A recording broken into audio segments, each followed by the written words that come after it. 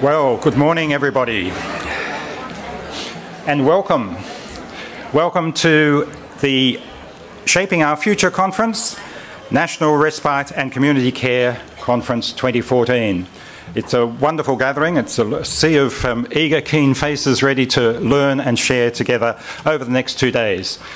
As we begin proceedings for the day, I would like to acknowledge the traditional owners of the land on which we're meeting today, and they are the Darug people of the Eora Nation, and on your behalf pay our respects to their elders past and present, and make welcome any Aboriginal members who are with us today as well, in particular. My name's Norman Booker, and it's my privilege to share with you over the next couple of days your journey through this conference. I'll be facilitating the process over the next 2 days, emceeing if you like, but facilitating in the sense of endeavouring to make it as easy as possible for you to get the most out of this meeting as you possibly can. It's a time for sharing together, for learning, for making new knowledge together, for supporting, for getting towards answers in an interesting, challenging time that we're all working in. I want to refer you to the welcome in the booklets from Respite Australia Association. A couple of paragraphs written by Sally and Chris in welcoming you to the meeting. And I think in typical Respite Association, they promise you 5 things, but they offer you 6. Eyeball those things and take the challenge to work up and use those throughout the meeting, because I think there's some great opportunities there. Just on a personal note, can I say that I'm in the process of recuperating from a fairly hefty bit of surgery. 5 weeks ago I had 2 knees replaced. So that might account for my hesitancy and movement a little bit. It'll go to explaining that I may not be quite as nimble as I would be otherwise, and certainly I won't be tripping the light fantastic on the dance floor tonight. I'll be leaving that to others to do and watching with great enthusiasm. But I am delighted to be here with you, and also to be giving those people who've given me lots of care and support over the last few weeks some well-deserved respite themselves. So now to some important housekeeping matters. Toilets, as you're aware, are just outside in the lobby area, in the reception area here on the left, and again upstairs for those rooms upstairs. In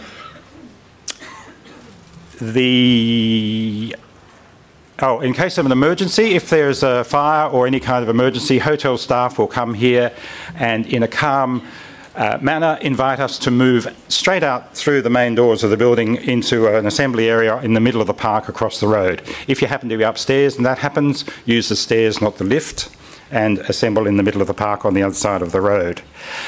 If you have phones or other devices, can you make sure they're turned to silent or buzz so you don't disturb people around you during the course of the meeting, except for the fact that you might want to join in the Twitter conversation. This conference will be Twitterfied, if that's the right word, throughout the proceedings. There are a couple of screens here and in the foyer area and a couple of other places around the building where Twitter feeds will be fed and shared during the meeting. So feel free to join in that conversation. If you've not used Twitter, if you want some help, there will be some volunteers wearing purple t-shirts who will be wandering around with iPads explaining and helping you get on board if you'd like to start to join in that conversation. Also during the conference, Jodie will be taking photographs. In fact, she's at the back of the room now taking photographs. Like the photos you saw as you came in from the welcome reception last night, and they'll be screened at various times during the meeting after breaks and so on. If you'd prefer not to be any photos, just let Jodie know and you won't be in them. They'll be used, I guess, also for the website and publications from the association after the event. All right. We now move to get into the business of the meeting, and we start with a ministerial welcome. The Honourable Mitch Fifield, Senator for Victoria in the Australian Government, is the Assistant Minister for Social Services. He's a great supporter of carers, of carer support, and of respite services across the nation. And that is going to count for a lot in these times to come as challenges roll out with the NDIS and so on. So we welcome, he can't be with us unfortunately today, but he has prepared a video message of welcome, and so we might throw to that right now. Thank you. Good morning.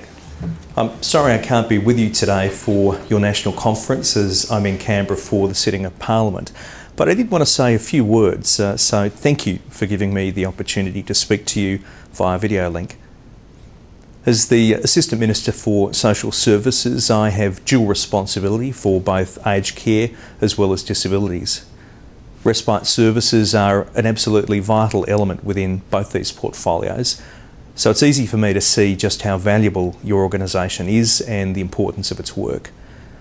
I know that I don't need to tell any of you that the important role of carers in the lives of many Australians. Providing care to a loved one in need, whether it be due to age, disability or mental illness, is a role that many Australians will take on at some stage during their lives. And we know that it's a role that can be challenging, both mentally and physically. And that's why respite and community care services are just so important. Access to respite can help to ensure carers are able to continue in their caring role, and without it, many risk burning out. Adequate respite is in many cases crucial to ensuring the resilience and the sustainability of caring arrangements for many people with disability and older Australians. And that's why I'm really pleased to see that the initiative taken by National Respite to ensure respite services can adapt to the changing environments heralded by, on the one hand, the National Disability Insurance Scheme, and on the other by the Commonwealth Home Support Program and consumer-directed care. This conference is an important step in helping small to medium respite providers transition to the new business models that will be required to succeed and thrive under the NDIS and the CHSP. I want to be particularly clear that respite will continue to be a key service under the CHSP. And I also want to make it clear that consumer-directed care won't rule out respite as a service. In fact, package guidelines explicitly list respite as a service option. Collaboration can play a big part in driving innovation, so I encourage you to discuss and share ideas about next steps with each other throughout the conference. I'm also pleased to see an emphasis on flexibility in respite on the program. Flexible respite will be a core component of consumer-directed care in both the NDIS and CHSP, so it's very encouraging to see the sector ready and willing to respond. Adapting to new business models and new ways of doing things won't always be easy, and the government is determined to be a constructive partner with the sector as we travel towards greater individual choice in both disability and aged care. I'm going to be monitoring the real-world effects of both the Commonwealth Home Support Program as well as the NDIS on providers and care recipients, and I welcome your feedback. Friends, consumer-directed care is the future. Public dollars should follow needs. Care should follow choice. And conferences like this with great lineups and fantastic opportunities for discussion and collaboration are just one of the many reasons why I'm optimistic that the disability and ageing services sectors will be able to successfully transition to the new world. I congratulate Chris and his staff for their vision in putting this conference together, and I also congratulate all the participants who are here today. You're here because you want to help to be part of a transition to a new way of doing things that will improve the lives of many people with disability, older people, and those who care for them. Thank you for your commitment. I'm sorry again that I can't be with you, but I thank you for the invitation and wish you a productive and enjoyable conference. Thanks very much.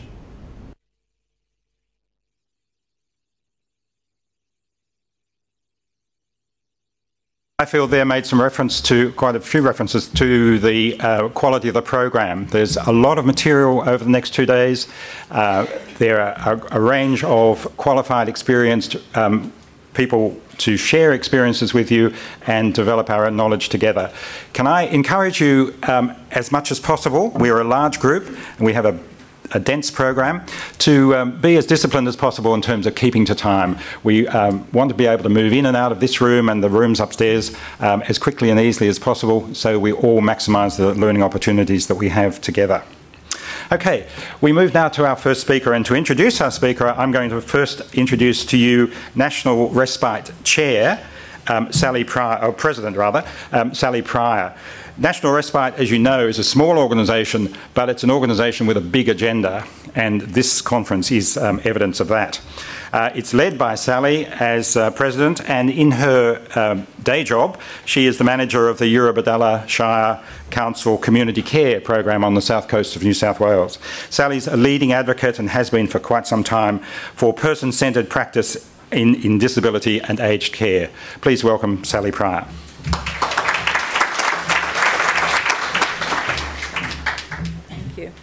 Good morning, everybody, and welcome on behalf of the board.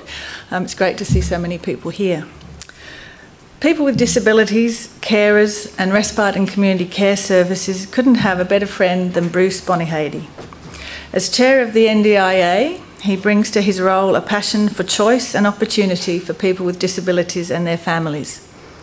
He's a giant of Australia's funds management industry and a leader of philanthropy in Australia and in the new world of social enterprise and impact investment.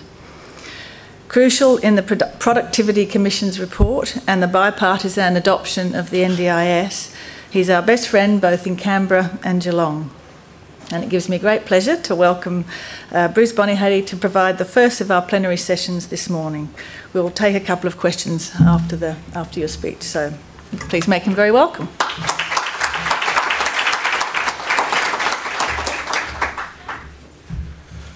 Thank you very much, Sally, for that very warm welcome and introduction. I too would like to acknowledge the traditional owners of the land on which we meet and pay my respects to their elders past and present.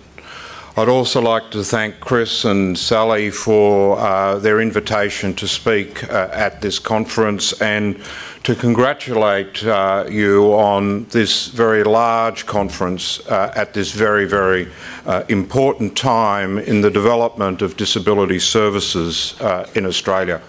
I do have a PowerPoint presentation which I will make available afterwards, so you don't need to take notes of everything I say, but I prefer you to listen to me rather than watch my slides, but they will be available at the end of this presentation. I'd also like to echo the words of the Minister and thank you for the work that you do. Providing respite, building the resilience of families, supporting people with disabilities is incredibly important work, and it's work that I and my family have benefited from over many, many years.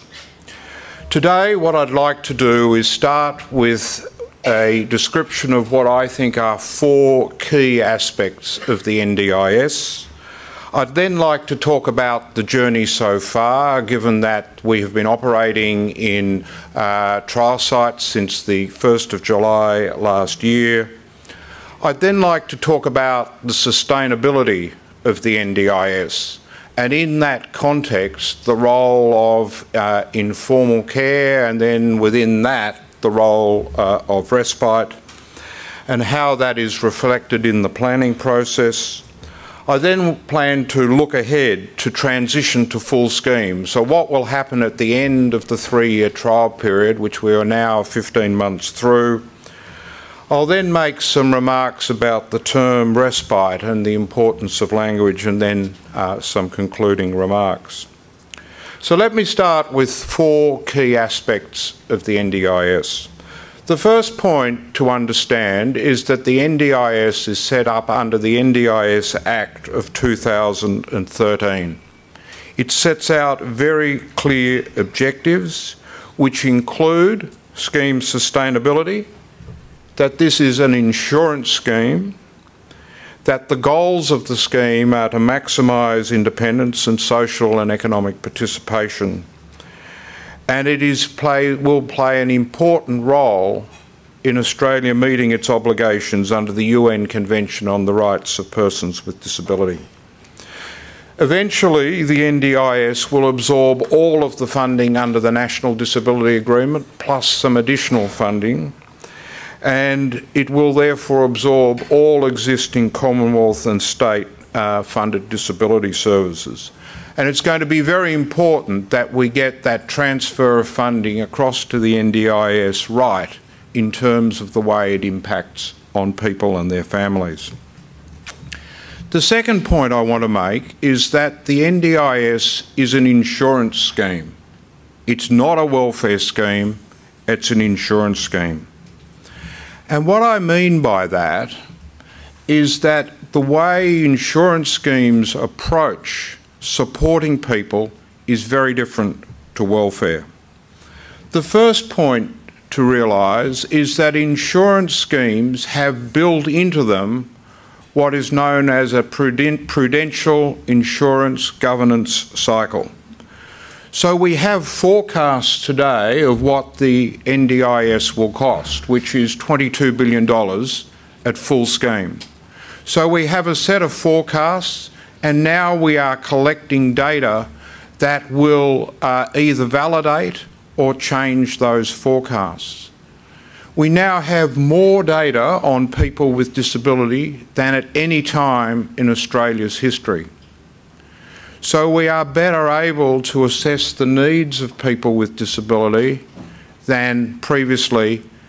And over time, what we're going to be able to demonstrate are what are the most effective supports.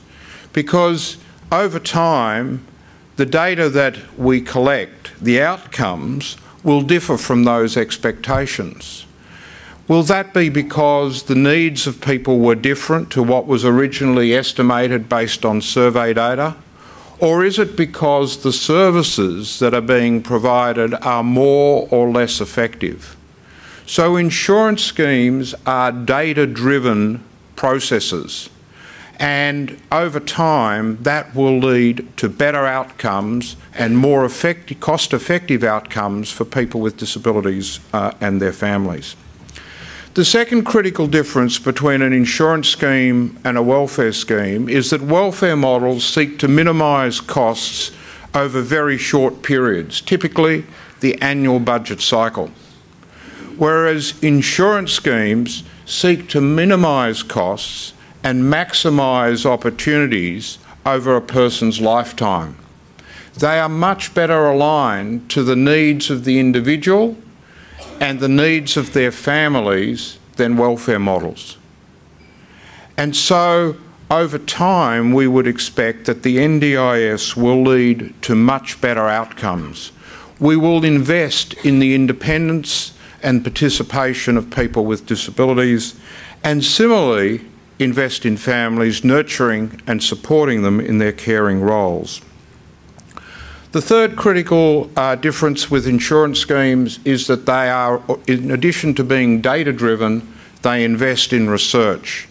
And you can see that in the way various accident compensation schemes have invested in research in the past in Australia. And the final point to note is that insurance companies can be, and have been in Australia, important sources of social change. We only have to look at the attitudes of drinking and driving that dominated 20 or 30 years ago and compare them with our approaches now to see the important role that insurance schemes have played in changing attitudes to drinking while driving, and therefore contributed to greater safety for all of us. It was also insurance companies that drove the fire regulations of our buildings. It was insurance companies that established the first fire brigades in our communities. In fact, the original fire engines in our communities were owned by individual insurance companies, and they would only put out the fires in the buildings that they insured. They eventually worked out that you could pool all these fire engines and put out fires everywhere to get a better social outcome. And I think there is a similar issue in relation to disability and access to community, where we can play an important role. The third critical element is that the NDIS scheme, is based on control and choice. all of the funding that we provide to people, or nearly all of that funding, will be individually driven, meaning that 93% of that $22 billion will be consumer directed.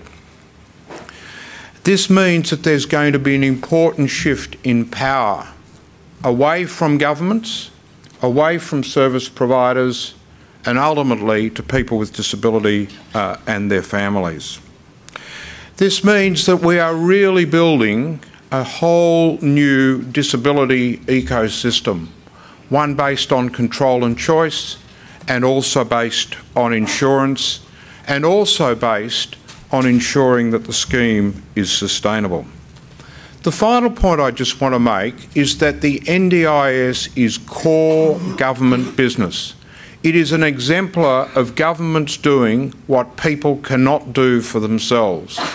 The idea, the suggestion that people can insure for long-term and permanent disability in the private market is just fanciful.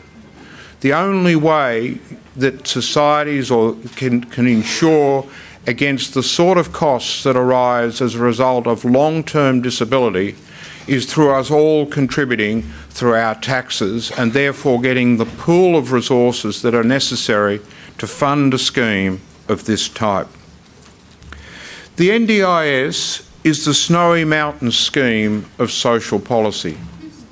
In the last 40 years, there has not been a scheme of this magnitude attempted. The last scheme, of course, was Medicare, and this week we have celebrated the contributions that Gough Whitlam made to our community.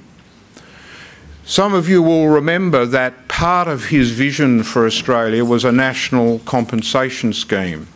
It's a scheme that was not implemented, but the economic foundations for that scheme are as strong as those for universal health care. In fact, the original work on universal insurance, universal health insurance by Kenneth Arrow, a US economist who won a Nobel Economics Prize for this work, included what he called insurance for failure to recover. So when we enter our public hospital systems, when we go into our health system, we expect to recover, we expect to resume full function. But for people with disability, that's not the case. And so that original work, which was done in the 1960s, envisaged the notion of national disability insurance. The start of the scheme has been very smooth, and I think that's remarkable given the size and complexity of the task that we're undertaking. And it's a testament to the dedication and commitment of the staff of the National Disability Insurance Agency, of whom I'm very proud to say over 50% have a lived experience of disability. Since the first 4 trial sites began on the 1st of July last year, and as at 30 June this year, there were 8,585 people who'd been determined as eligible for the scheme.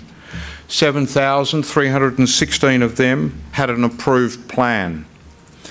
In terms of their satisfaction, which is rated between -2 for very dissatisfied through to +2 for very satisfied, the average satisfaction rate was 1.66, implying an overall satisfaction rating of 94%.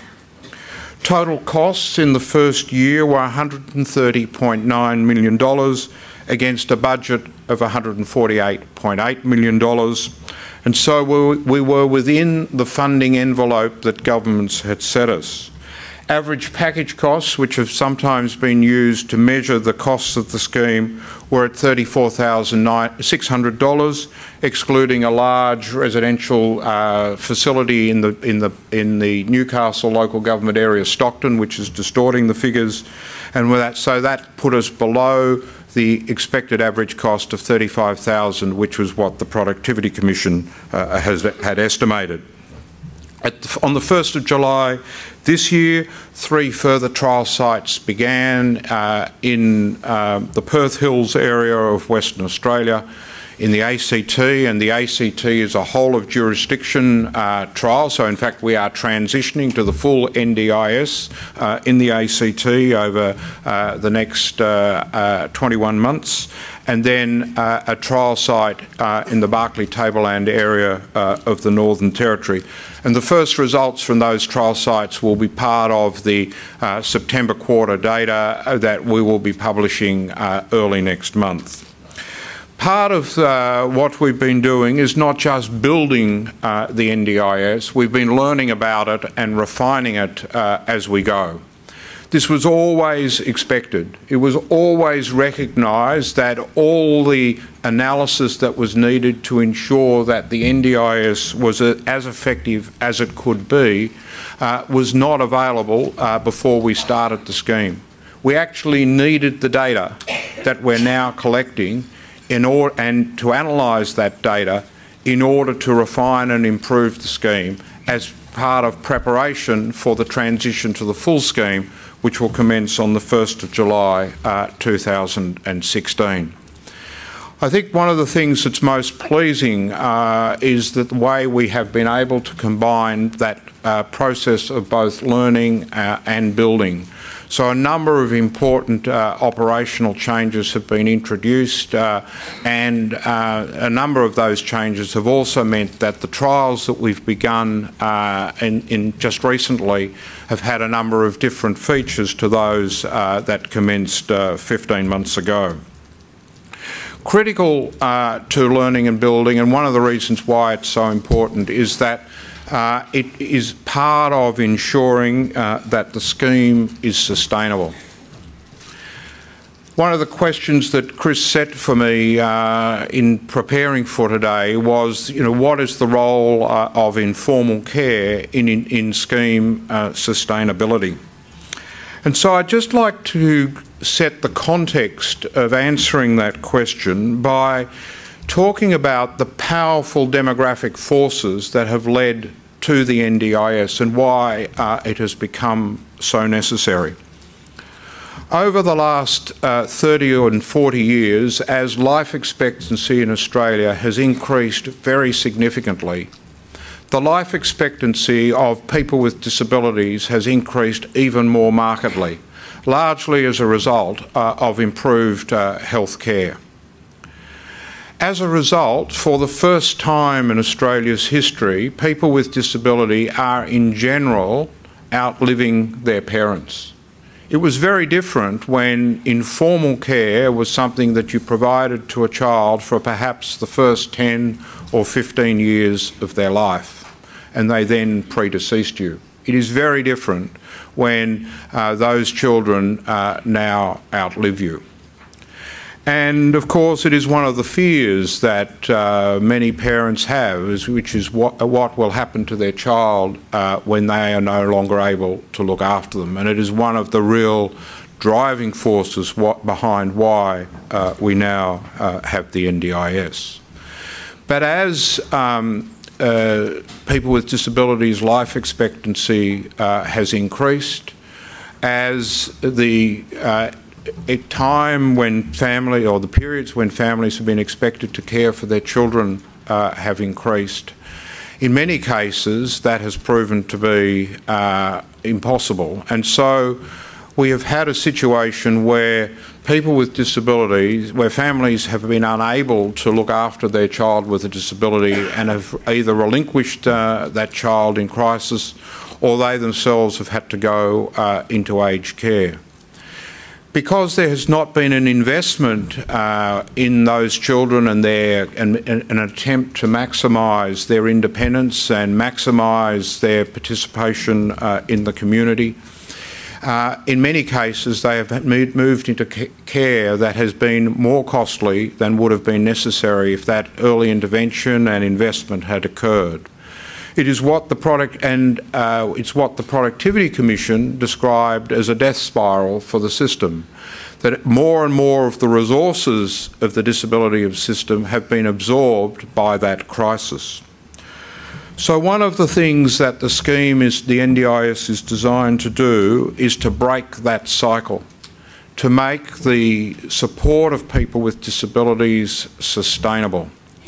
PricewaterhouseCoopers extrapolated the trends that have been occurring over the last 20 years and concluded that in the absence of the NDIS, the costs of supporting people with disabilities would rise to between $35 and $45 billion, compared with the $22 billion that the scheme is going to cost.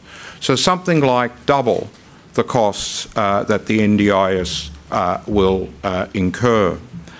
So ensuring that this happens is a critical objective of the scheme. As I indicated, one of the key objectives set out for the Act and one of the key objectives of the Board is scheme sustainability. One way of looking at this sustainability equation is to look at what it costs people, what it costs society to care for people with disability. It's about $40 billion cost of supporting people with disabilities. At the moment, about 20% of that cost is met through the formal care system. As a result of the NDIS, and 80% is met informally by carers. As a result of the NDIS, that equation will shift so that about 40% of the cost of supporting people with disabilities will be met by the formal system, but 60% will still be met by families and carers. And so sustaining that informal care system is incredibly important to the sustainability of the NDIS, and therefore investing in the informal care system is very important financially. But it's also very important in terms of quality. A quality life is not built on 100% formal care. A quality life is built on loving relationships, on friendships, and sufficient formal care to ensure that those loving relationships and those friendships are sustainable. So one of the objectives of the NDIS is to ensure that those family relationships and caring relationships are not burnt out like the old system has done, and that we nurture and nourish those relationships. And Respite has an important role in building family and carer resilience. But I would say that it's broader than Respite. The context is building family resilience, and that needs to be multifaceted and multi-targeted. So, in addition to providing necessary rest, ideally it also builds capacity and extends beyond parents to siblings, to friends, to extended family, and to think innovative ideas like microboards, where a group of people decide to support an individual on their life's journey. These ideas are reflected in the planning process, and I'm sure many of you have looked at our guideline on sustaining informal care. The planning process does take account of what is reasonable for families to provide. And as I said, that is reflected in this guideline. The guideline states that through the planning and assessment conversation, the delegate, so here we're referring to the delegate of the CEO because the Act gives the CEO the responsibility to determine people's packages, should establish the impact providing establish the impact of providing this informal support on the carer and their capacity to continue to provide this level of support now and for the duration of the planning period. This may in some circumstances need to be discussed in a separate conversation with the carer. Some people have suggested that carer needs should be assessed separately. My view is that this would take the focus away from the participants And under the NDIS Act, they are at the centre of the scheme, and I think this is very right. Carers can also complete a carer statement which captures the carer's goals, which impact on their informal care provisions and the sustainability of the informal care that they provide. And this can be reviewed at the same time as the participants' plans. The other point I just want to make is that Respite is now part of the services that have been bundled up. Some of you will know that when the NDIS first commenced on the 1st of July last year, there was a catalogue of supports, some 700 items, and participants chose from that list. And then, having selected from that list, they essentially had to buy those services for the duration of the plan, or go back and have the plan revised. We have now moved to a situation where we've allowed certain services to be bundled. As an economist, I think of our services broadly falling into three categories. The first is capital items. So if you are funded for a wheelchair or a hoist or another piece of expensive equipment, then that's the piece of equipment that you need to buy, because we are investing in your future support through that piece of equipment. The second broad category of supports is what I would call investment or capacity building services, early intervention, therapy services. These are services that are going to produce a benefit to the individual in the future through greater independence, through greater capacity to participate both socially and economically. And I think it's important that when we are investing in people, that those funds are used for those investment purposes for which they've been specified. The third category, though, is what I would call consumption, so personal care, access to the community, access to recreation, respite services. And now they've been bundled, and so there is now much greater flexibility for participants and their families to move funds between those categories as their needs change. As part of learning and building, we'd be very interested in your feedback on how our approaches to both developing the guidelines or developing supports for sustaining informal supports, and how that rolling up or bundling of services is working.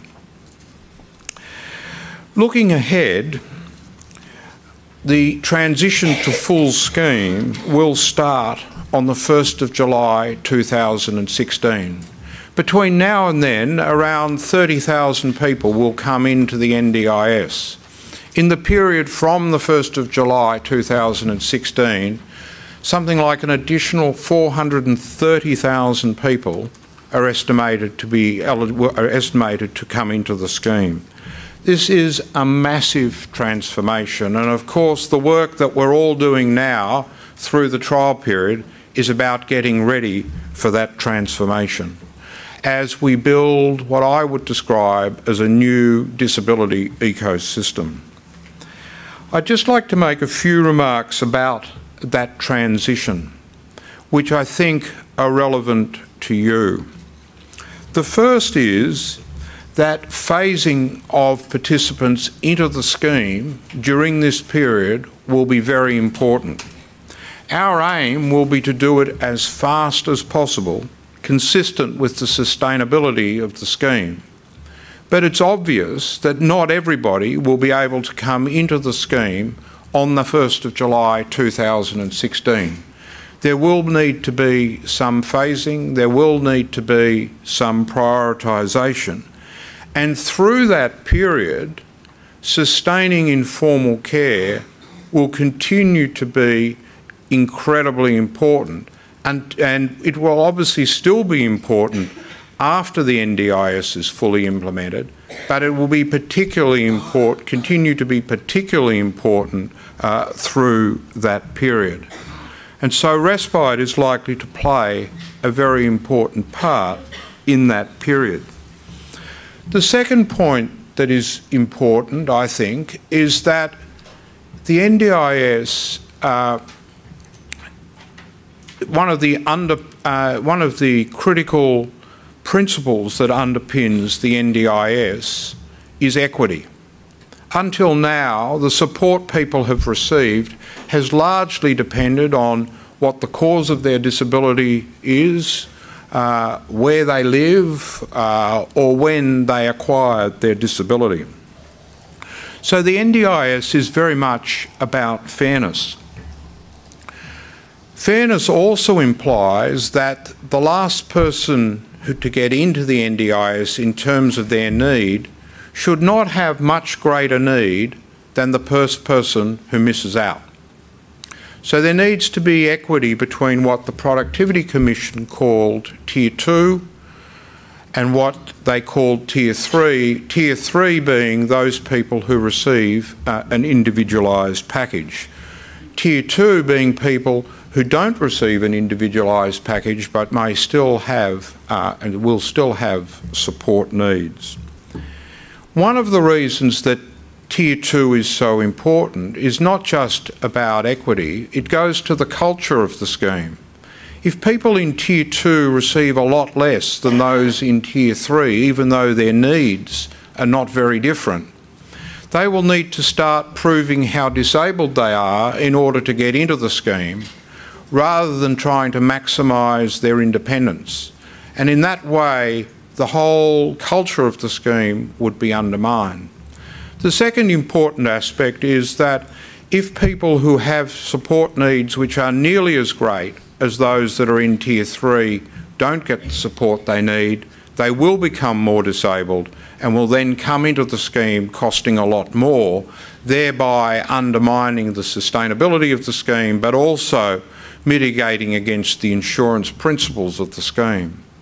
So Tier 2 and what are in Tier 2 services is going to be very important to the sustainability and the long-term success of the scheme, and those services will be block funded, or could include a mix of block funding and also caseload funding. So that's an important aspect that us to consider. I'm nearly finished, don't worry. The third important point is that up to now, in-kind services have limited choice.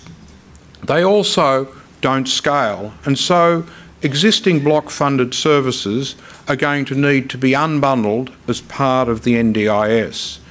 But the question is, what role will block funding have within the NDIS? In what circumstances? In what locations? The fourth important point is that market design and readiness of providers and the readiness and the availability of the workforce will all be critical, and I'm sure those issues are on your agenda, but they are very, very important. The fifth point is that we as an agency have a role that goes beyond providing packages to individuals. Our role does include the role of market facilitator. And so ensuring diverse supply, which means small providers as well as large suppliers, and retaining social capital are very important in our view. And let me just now ask the question, what is the future of Respite, given that that's what I've been asked to talk about? My answer to this in some ways is quite short. Ultimately, the market will decide the future of Respite services. Participants are going to decide. I think the participant of the future is going to be much better informed than participants have been to date, and technology will play a very important role in all of that. I expect that there will be the Trip Advisor or the Disability Advisor. I expect there will be Amazon.com-like services where once you buy a certain service, it will then predict the other services that you might need. And if you haven't looked at a US website called Patients Like Me, I suggest that you do. The second point I'd make is that it's really important in an environment of great change to know your strengths, and as we move to a market, to know your costs. And the final point I'd make is focus on what is core. one of the things that strikes me about the disability sector is that most providers are vertically integrated. My experience in business tells me that that's not the model of the future. Each organisation is going to need to determine what is core to them and what is context, and where it is context, use other providers for those support structures. Let me now just make a couple of remarks about the term respite, because I feel I've been speaking at the conference which is out of Harry Potter, the service which cannot be named. But I'd like to give you some context to why the term respite has not been used to date. When the NDIS was established, it was clear that the term respite was hurtful to some people with disabilities. And that's why it was not explicitly included in the menu of supports that we listed, although we do fund respite services. I think the sensitivity of people with disabilities is understandable, and you only have to go to the Oxford Dictionary, which defines respite as an interval of rest or relief and giving temporary relief from pain or care, to understand why there has been sensitivity. It's been part of the language of burden, which I think has been one of the most regrettable parts of the discussion of the needs of people with disability. But in preparing for this presentation, I have been in discussions with the Australian Federation of Disability Organisations, and they have acknowledged in our conversations that the term respite is well understood, that the fact we have not used the term respite has caused stress and anxiety, I think particularly amongst older carers, and they're ready to support the use of this term by the agency. So we're going to have further consultations with stakeholders, because we recognise the potential importance of allowing this word to be used. But we also think it's very important that we retain the focus on building independence and participation. So this is part of what I would regard as the learning and building that we're doing as an organisation. But it's also something that I would encourage you to be very much part of, not just directly with us, but reaching out to people with disabilities, to carers and other organisations, as together we build the NDIS. So let me conclude by returning to where I started, by thanking you. And I particularly thank you because for 15 years my family benefited from respite services. The NDIS is undoubtedly the legacy, social and economic reform of our generation, and like the Snowy Mountains scheme, it's being built to last, to serve future generations as well as current generations. It's an insurance scheme, it's not welfare, it's based on control and choice, and is core government business. We've had an extraordinarily strong start. Never before has a scheme of such complexity started so smoothly. And at the same time, we're learning and building, and will continue to do so. Nurturing and supporting families and carers in their roles and building their resilience is a central part of scheme sustainability, and the sustainability of the scheme is the board's top priority. The planning process does recognise that sustaining informal care is important, and I expect that in transition in particular and beyond, respite services will be important. There's a mountain to climb here. I feel like we've got to base camp, and Mount Everest still looms in front as we roll the NDIS out across Australia. We hope you're going to be with us on that climb, will work with us, and we truly have the opportunity here to become a global leader in disability, and I thank you for your interest and your support. Thank you very much. Thank you very much. Thank you very much, Bruce, for setting the context for our discussion. and for giving us such a comprehensive overview of where we're starting. Our next session is going to be a little bit different in that Paul Sadler is unfortunately not able to be with us today. I'm sorry, Paul is here. Tony is not able to be with us today. So we're expanding the time for the discussion, and we'll invite questions at the end of that. Reform seems to be moving at a steadier pace in aged care for carers and respite services than for carers and respite services, but the coming Commonwealth Home Support Program is indeed a massive reform. Paul Sadler is a leader of the aged care sector on the National Aged Care Alliance. He's previously been a senior government bureaucrat in New South Wales, a leader of New South Wales Aged Care and Community Services, and in his day job, he runs one of Australia's largest charitable service providers as CEO of New South Wales ACT of Presbyterian Care. So please make welcome Paul Sadler.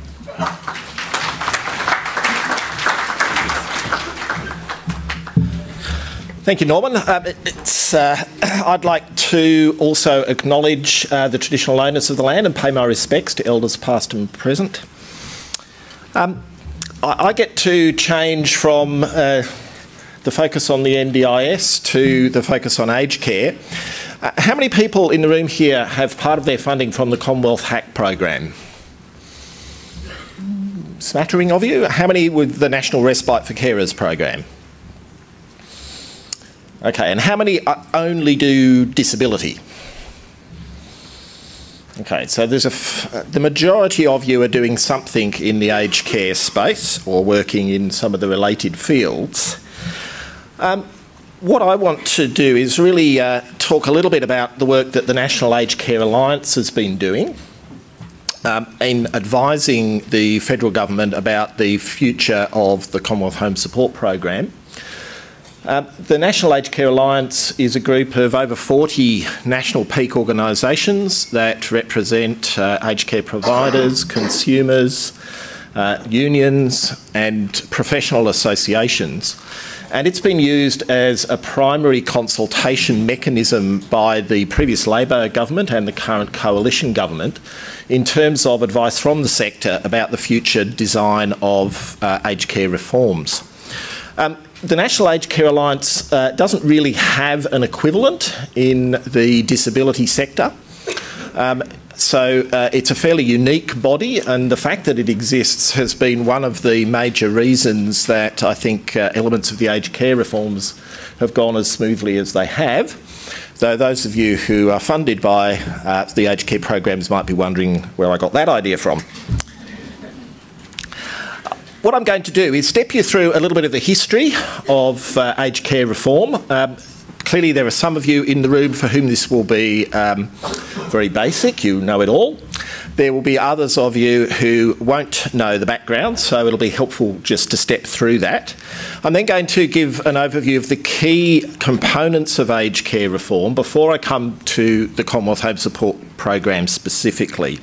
It's important to give that broader picture because just as Bruce was saying in terms of what's happening with the disability reforms, in the same way the aged care reforms have a big picture that sits behind them, and some of what is happening at the micro level around your funding actually hangs off the big picture and what government and the sector is trying to achieve.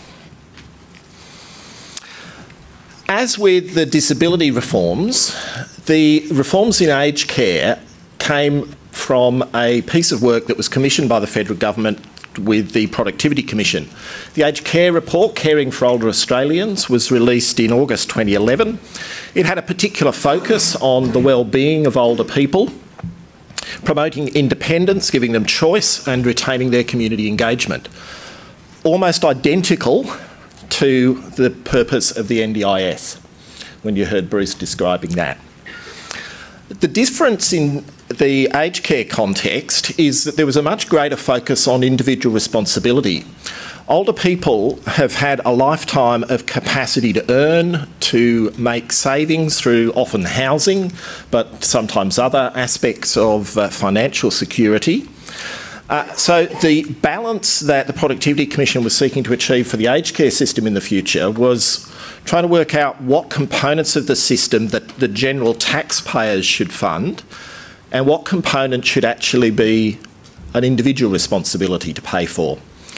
And then making sure there was an effective safety net for people who, for various reasons, hadn't had an opportunity to actually make enough savings through their lifetime in order to be able to contribute to their care as they age. The government's response to this was released by Julia Gillard, the then Prime Minister, in April 2012. It was the Living Longer, Living Better reform package. It complemented what was going on at the time in national health reforms, the NDIS, and a look more broadly at the economic potential of older people. The key features of the Living Longer, Living Better reforms was that it was a much more modest funding package than the NDIS. It's a $3.7 billion package of funding over 5 years, and only about $500 million of that was actually new money. The remainder was actually being recycled through the aged care system, particularly being taken through some pretty significant cuts to funding of residential aged care. And some of the measures that have been introduced, such as specific dementia supplements, were achieved through cutting the funding of home care packages, for example. So, unlike disability, where there is this proposal for a substantial increase in the funding bucket, that wasn't the situation for the Living Longer, Living Better aged care reforms. However, this was another step in the direction of a greater focus on home care, moving away from institutionalised models in the aged care context, residential aged care. There was, as the Productivity Commission had recommended, an increased emphasis on user pays. 5 acts passed federal parliament in June 2013 to enact aspects of the Living Longer, Living Better reforms. If you want to find out more what the legislation actually did, there's been a guide to aged care law that has just been released by the Department of Social Services. When the coalition government came in, they had had a pre-election policy called their Healthy Life Better Ageing policy, and they have been looking to implement aspects of that post their election. It's worth noting that their overarching direction was consistent with the Living Longer, Living Better reforms, and as you heard Mitch Fifield, the Assistant Minister for Social Services, say, they're very much committed to implementing consumer-directed care, and they see that, as did the Productivity Commission, as the future direction that aged care should be moving in much the same way as the NDIS has done. The new government, and you've heard it from Tony Abbott and other ministers, has had a strong focus on cutting red tape for businesses, and that's been applied in some aspects already of aged care. There was a commitment by the previous government to put in some additional funding for wages. That, because it had a union link, the new coalition government didn't particularly like, and they changed tack on that. And that has actually been paid back to aged care providers in July this year as an increase in aged care subsidies, both through community programs and the residential care system. There was also a commitment to dementia research. And in a surprise move, because it wasn't in their pre-election policy, the government, when it came in, decided to move aged care from the Department of Health and Ageing into the Department of Social Services. So there now is an explicit link between the NDIS and the aged care reforms, because they're both sitting under the same department. And Senator Mitch Fifield is the Minister, Assistant Minister for Social Services, that's got a specific responsibility across both areas. I thought it was relevant to just give you briefly a picture of some of the key differences between what's happening in the NDIS, which we heard from Bruce about, and what's happening in aged care. The first thing is that aged care will, from last year onwards really, it applies to people gaining a disability who are aged over the age of 65. If you get your disability on your last day of your 64th year, 65th year, before you turn 65, you actually you're in the disability system, you're in the NDIS, but if you get your disability, age 65 and 1 day, you're in the aged care system. In aged care, there's only one section of the aged care system that has an individualised budget, and that's home care packages. We'll talk a bit more about them shortly. Clearly, for the NDIS, it's much more significantly individually budget driven. Although, as we heard, for Tier 2 services and some other areas in the NDIS, there could be some block funding as well. At the moment, block funding remains the primary funding mechanism for the Home and Community Care program, and we'll talk about what's going to happen when the Commonwealth Home Support program starts next year. Residential aged care remains a significant component of the aged care system, whereas institutional models were already on the way out in disability and are going to be even more marginalised and eventually closed down under the NDIS in disability. Big difference. In aged care, there's a substantial co-contribution, making use of the home asset for residential care. And there's income tested, also applying for home care package. The government then funds a safety net from general taxation. Under the NDIS, there basically are no co-contributions. You may be able to choose to pay for some additional services, but the expectation is that the insurance scheme that the NDIS operates as fully funds your services. That is the biggest difference between aged care and the NDIS. We, of course, had the Medicare levy increase that came into effect this year to part fund the NDIS scheme. At the moment in aged care, we have assessments that are conducted by aged care assessment teams, coming through My Aged Care, and at the moment for HAC services, National Respite for Carers, the service provider does the assessments. Under the NDIS model, it's the National Disability Insurance Agency that conducts the assessments.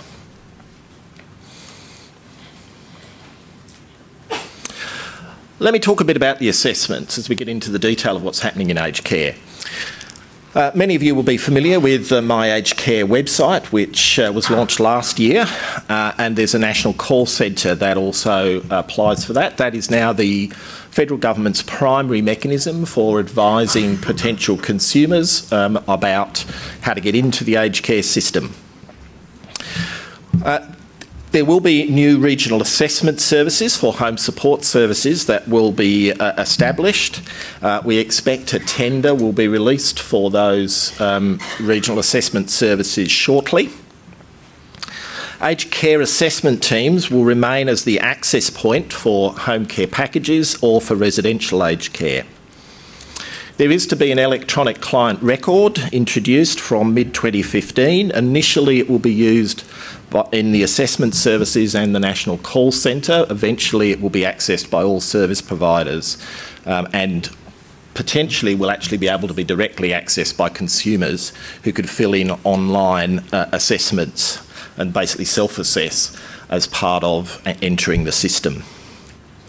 There is going to be a further trial of the assessment tool that will be used by the regional assessment services, probably starting in around March, April next year in a region of Queensland and Victoria.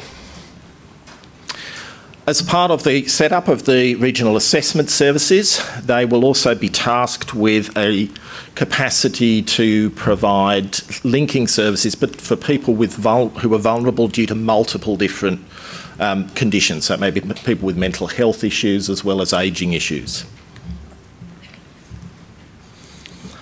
In terms of quality arrangements, from July this year, the Australian Aged Care Quality Agency has assumed responsibility for all of the quality assessments in the aged care system. So all of the home care, home support services, as well as residential aged care. The aged care system is far advanced of disability on this one because they're still working out how they're going to do standards assessments for the National Disability Insurance Scheme going forward. There were a range of other changes around quality, and one of the big moves in the future will be that there is an intention to publish quality indicators at the service level via the My Aged Care website in the future. And the government is on the verge, I think, of letting a contract for the development of that work, initially to apply in residential aged care and in the future across home care and home support. Home care packages. There was already provision through what were known as community aged care packages and extended aged care in the home packages for a level of packaged or individualised care in the aged care system. As part of Living Longer, Living Better, the proportion of home care packages is going to be substantially increasing in the aged care system going forward. And this is the one area where, going forward, and if you look at the budget projections, there is actually substantial new money going to go into the aged care system going forward. In fact, it's nearly 85,000 additional home care packages will be released over the next 10 years. As part of the reforms, 2 new levels of home care package have been introduced. So you now have a level 1 package around $7,500 per annum. The level 2, nearly 14,000. Level 3, a bit over 30,000. And the level 4 package, formerly the extended aged care in the home, at around $45,000 per annum. That is the most money you get from the aged care system to live in your own home. One of the challenges about that age 65 cut-off point is if you, for example, develop something like multiple sclerosis just the wrong side of the 65, that's the most you can get to stay in your own home. Whereas the NDIA and the NDIS, taking a different approach, doesn't cap the top service level. Although, as we heard, the average is coming out at a bit under $35,000 per annum per person. You're almost near the maximum you can get in the aged care system for staying at home by the time you've got that $35,000 from the NDIS. In order to be eligible for a home care package, you must be assessed by an aged care assessment team. They basically bundle the level 1 and level 2 together, so the ACAT gives you an approval for a level 1 or level 2 and then a level 3 or level 4. From July this coming year, all home care packages must be provided as consumer-directed care. That means they must have an individual budget with a regular monthly budget statement that's provided to the consumer. The consumer can choose how the services are delivered and what mix of services are actually provided. It's not individualised funding in the sense that the NDIA is, in that the money kind of directly links to the person. It's still, under the aged care system, an allocation to a provider in the first instance. But then from there, everything must be done as the consumer directs it to be done. There are some top-up funding and home care packages for people with dementia or cognition supplements. As I mentioned, this was actually funded by reducing the subsidy for the CHSP in each levels of funding, the level 2s and level 4 packages. The department initially estimated about 26% of clients would qualify. The latest stats are that we're running under that amount. So their expectation of the funding of this has been a little bit over ambitious. It may get up to that level over time, but it hasn't reached there yet. There's also a supplement for veterans. In terms of the user charges component, there's a fee of up to 17.5% of the age pension, a basic fee that can be charged. There's now an income-tested fee, and if you're eligible to pay that income-tested fee, it actually reduces the subsidy that is paid to the aged care provider to provide the care. There's an annual cap on those income-tested fees of $10,000 and a lifetime cap of $60,000. The lifetime cap also captures any income or means-tested fee you pay in residential care, as well as the fees you might have paid in a home care package.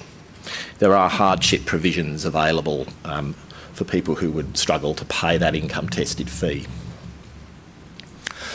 Now to move on to the Commonwealth Home Support Program.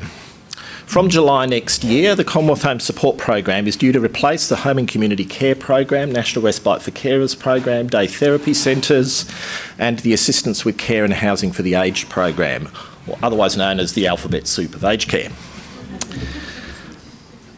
There are some commitments to, in the budget papers to regular annual growth of these core programs, although notably the 2014 budget reduced the growth level. It's been sitting at around about 6%, 5 to 6% for the HAC program over the years, but it's down to 3.5% per annum in the out years under the federal budget.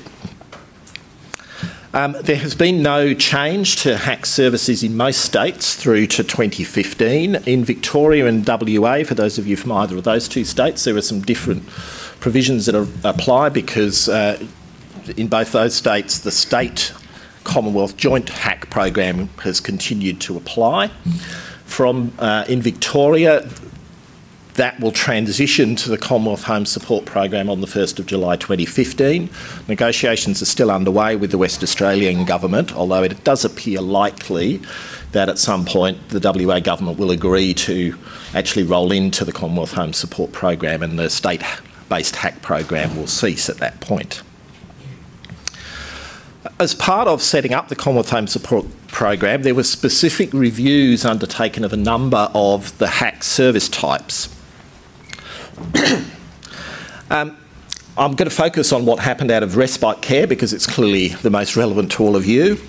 But there were also reviews of modifications and maintenance, meals, community transport, and Service Group 2, which is assessment and case management. And I will touch on what's happening with Service Group 2.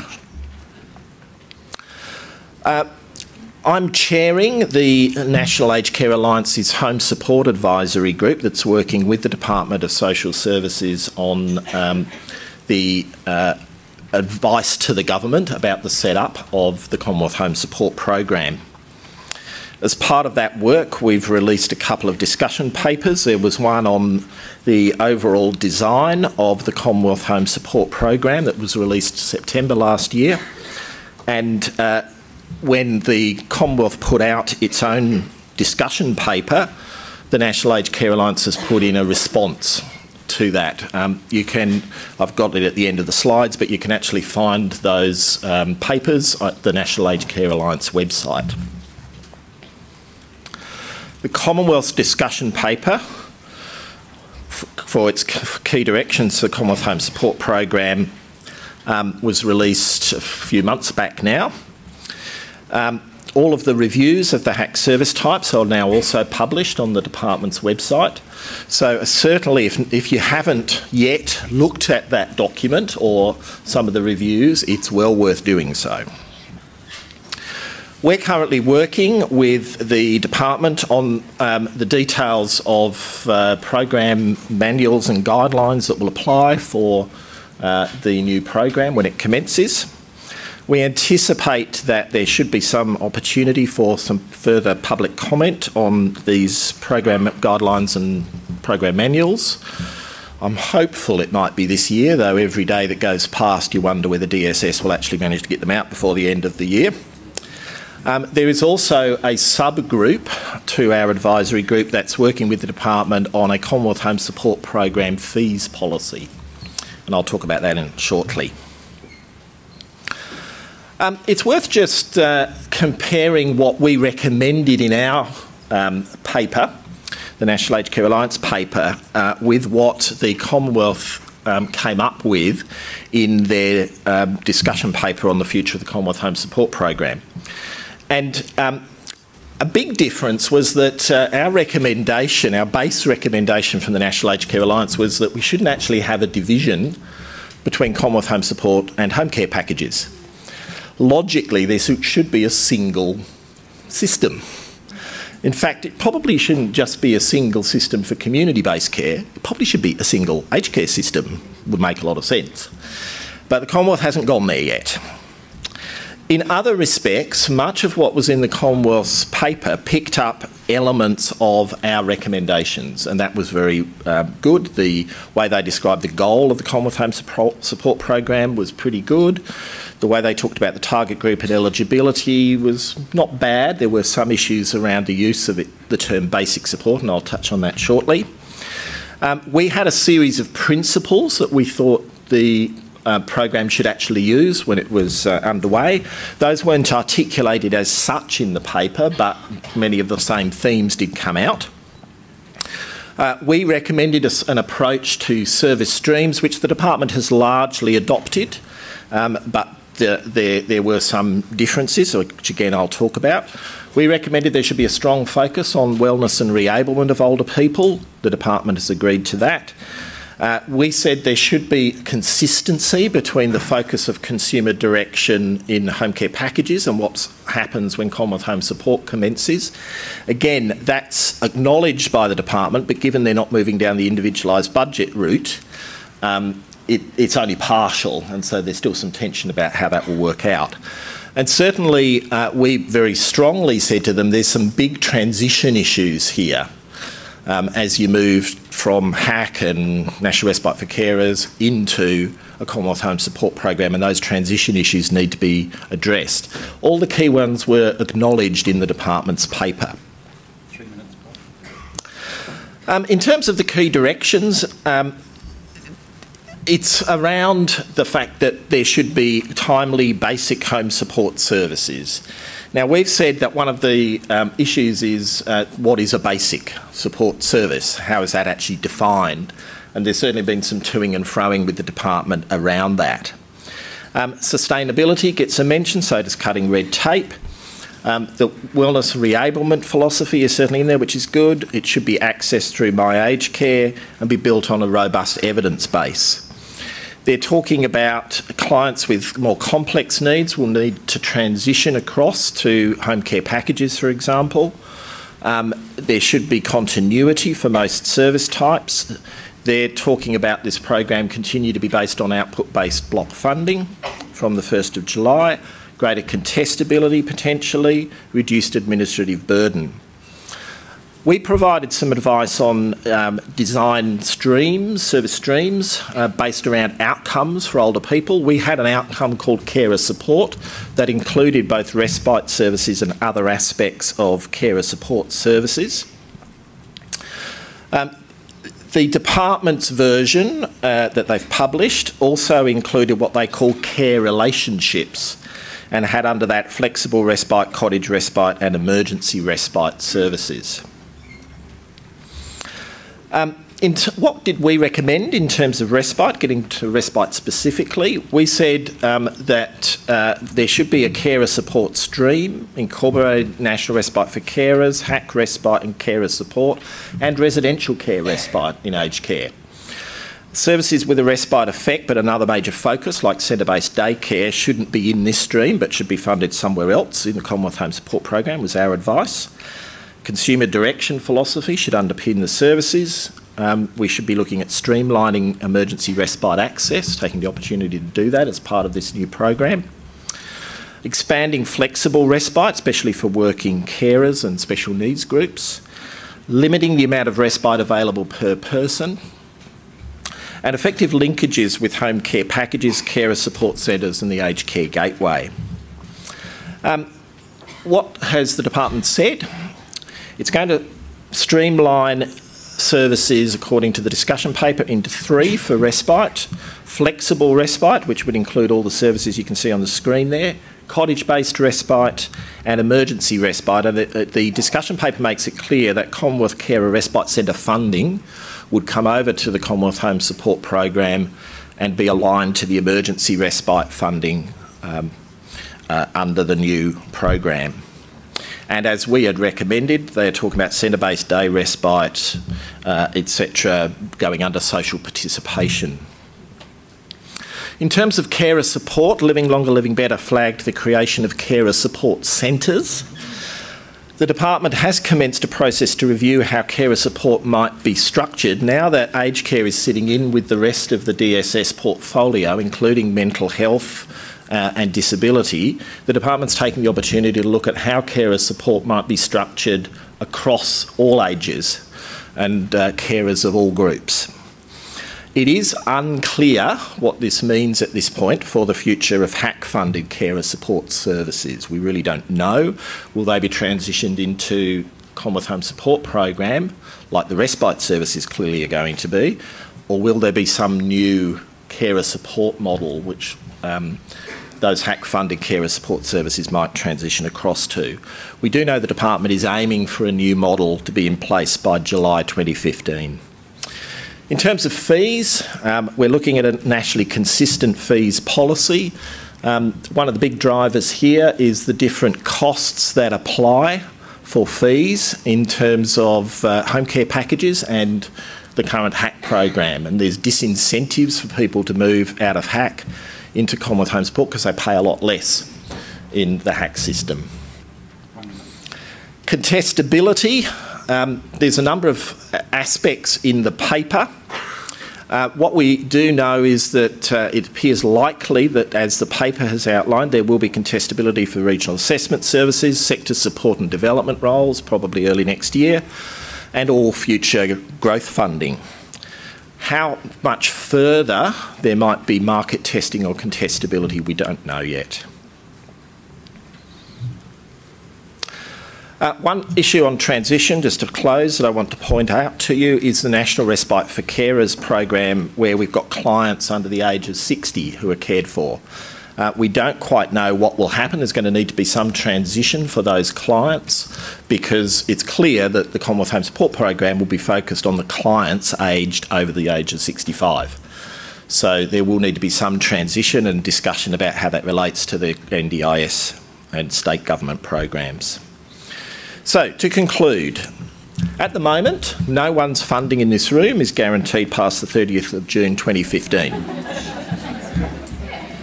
However, on the positive side, change in aged care is likely to be evolutionary, not revolutionary like the NDIS is being. And while the details are still to be settled, the scope of home care and home support programs is gradually becoming clearer. And Respite, as the Minister said, will be a part of the Commonwealth Home Support Program. There is no question about that. I understand there have been rumours to the contrary. They're wrong. Take it from me. And the Minister. Are you ready for all of this? Are you going to go it alone as an organisation? Are you going to partner with somebody else to get through all of this? You're going to merge if necessary. Looking at the program, they're the sorts of debates and questions that you'll be looking at over the next 2 days, how you do prepare for the future in the NDIS and in aged care. Thanks, everyone.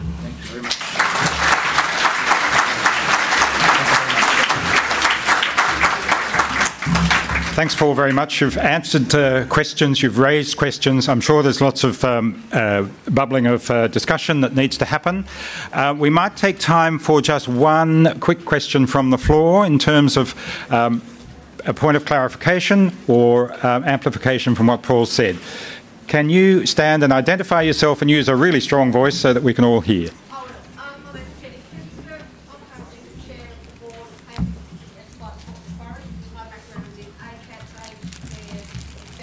There's a mic for you there, Jenny.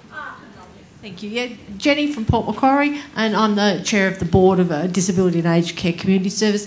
Paul, this split between aged care and disability, as you're aware, being in the aged care sector, there's a significant number of people in aged care services, particularly residential services, who are under 65.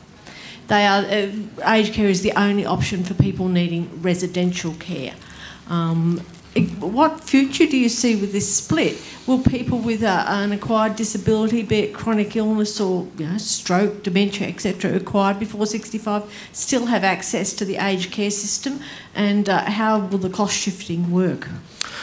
Under the current arrangements, if a person under the age of 65 actually accesses residential care, the state governments are now paying for that, and the NDIS will pay for it in the future if the person is then deemed eligible for the NDIS services. In terms of what happens on the ground, well, I think what we'll see is that the NDIS will do a much better job of keeping those people out of residential care than the state-based systems ever did. The reason a lot of people who are younger go into residential aged care was because there was no appropriate disability services for them, not because it was the best place for them to be. So I think we will see less of those people. It doesn't mean there will be absolutely none. There may still be some who come in, but there will be less of them, and substantially less potentially as the NDIS rolls out.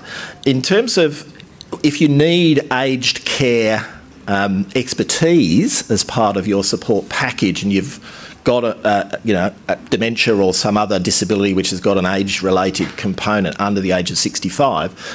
One of the groups I sit on in New South Wales is called the Futures Alliance, and it's a group of organisations and individuals who are interested in exactly this issue. We're actually running a session with the Australian Association of Gerontology in the Hunter, looking at what's happened out of the Hunter trial site and particularly what's happening around the people around that age cut-off, because it's clearly one of the issues that needs resolution going forward. I'm not convinced that either the aged care system or the disability system's got it right yet. Thank you. Thanks very much. Thanks. Now, there are no doubt lots more questions. Use the Twitter feed to pose more questions. Use email. You can email any of the staff at the Respite Care Association and answers will be given to you by the end of the conference. You can also use post-it notes. There's a board outside near the registration desk where you can stick a question you have, an observation you've made during the plenary session or at any point during the conference, or an insight that you've gleaned along the way that you would like to share. So that's a service for you in the conference.